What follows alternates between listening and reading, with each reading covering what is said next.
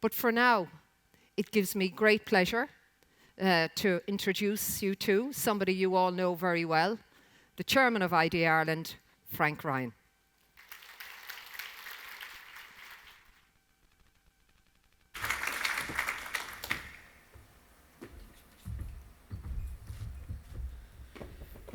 Mary, distinguished guests, fellow colleagues, Athleen Fivashi Galer, Happy New Year, everybody. I'm delighted to have the opportunity to speak in person to you this morning. I take this opportunity to thank Taoiseach Leo Varadkar for his steadfast support of the work of the organisation, and I congratulate Minister Simon Conveney on his appointment as Minister for Enterprise, Trade and Employment. Minister Conveney will address us later this afternoon. I'm also delighted to join with Mary in welcoming all colleagues to our annual conference and to extend a warm welcome to our distinguished guests. Today, I again wish to acknowledge the inspirational leadership of Martin Shannon of the organisation during his tenure as Chief Executive Officer. Martin made a pivotal contribution to the success of ID Ireland and served IDA and the country with distinction. I know I speak for all colleagues when I wish him every success in the time ahead. This morning, I wish to pay tribute to the Department of Enterprise, Trade and Employment for its sustained and dedicated support of the work of ID Ireland. The department is represented here today by fellow board member Declan Hughes and Niamh Gehan. We work in close partnership with many government departments and agencies, public and private sector bodies, as we pursue our objectives and implement our mandate. I thank everyone who supports us in our work at home and overseas. Today, Ireland is a modern economy. We have grown from being a developing country to having a developed economy. Over the last decade, we have experienced a remarkable period of growth in the attraction of foreign direct investment to Ireland. The recently published white paper on enterprise will guide the work of the agency over the next number of years. We know that we are entering a period of deep transformation of our client base.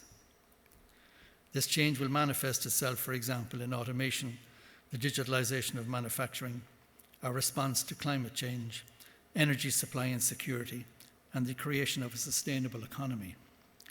Indeed, the move to create a sustainable economy has changed the construct with which we envision the Irish economy of the future. We can and we will drive climate action and create a modern, sustainable economy. We can and we will become a world leader in innovation. We can and we will remain open to new ideas, to new technologies, and to world trade.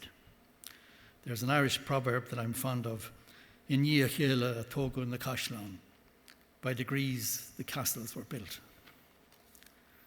Our valued client companies will be at the leading edge of this change. The resilience of our client companies is of strategic importance to the state. IDA and Ireland have a major role to play in helping our clients to build upon that resilience. Change is constant. The bedrock of the success of ID Ireland over many decades has been its preparedness to lead change. We must now build our sustainable economic bridge to the future. We will work with the Department of Enterprise, Trade and Employment and across government to lead the next era of economic development on this island. Simply put, IDA will be in the vanguard of the evolution and transformation of the Irish economy. Employment in IDA-supported companies now stands at over 300,000 people. 2022 was a milestone year in the history of IDA Ireland. And yes, IDA has every right to be very proud of these numbers. But numbers are numbers. They are inanimate things. Numbers just stand there on their own. This morning I want to talk to you about the people who animate those numbers. This morning I wish to recognise the tremendous performance of our valued client companies and the qualities, creativity and values of the people who work for those companies. Their success is IDA's success. Jobs vitalise our society. Jobs enable people to vitalise their lives. The lives of over 300,000 families are positively impacted by these employment numbers.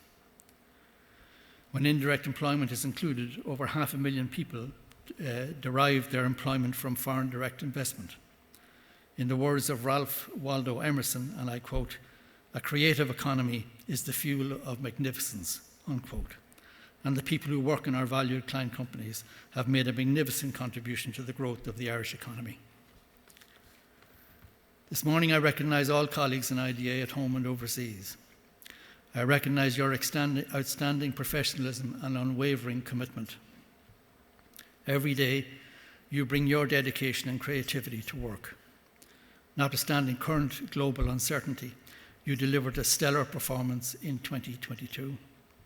I thank every IDA team member at home and overseas for the sterling contribution you have made to the achievement of objectives. In the history of IDA Ireland, you were the team that achieved the 300,000 employment milestone. And I'll say that again. In the history of IDA Ireland, you are the team that achieved the 300,000 employment milestone.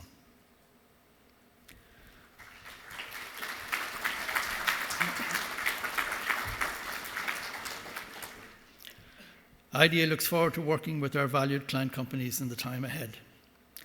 The organisation is currently at the midpoint of its current 4-year strategy. The board reviewed progress to date against objectives and discussed plans for the final 2 years of our corporate strategy at its away day in November. In line with the new white paper on enterprise, we will deepen our commitment to attracting investment to the regions, driving innovation, winning investment in research and development, and driving export growth. We will enhance our cooperation with Enterprise Ireland and Science Foundation Ireland, for example, to increase supply chain resilience within our client base and to drive increased levels of innovation within our valued client companies. And I congratulate Enterprise Ireland on its excellent results announced this morning. You know my view of the role of the IDA board. Like an inverted pyramid with a board at the bottom, there to support all your great work. I again commend the tremendous work and professionalism of colleagues at home and overseas, and I assure you of my support and the support of the IDA board in the year ahead. As Ireland now evolves its economic self within the fourth industrial revolution, IDA looks forward to achieving our regional and national objectives and to the creation of a sustainable economy. Thank you for your attention this morning. Gurmahagaf.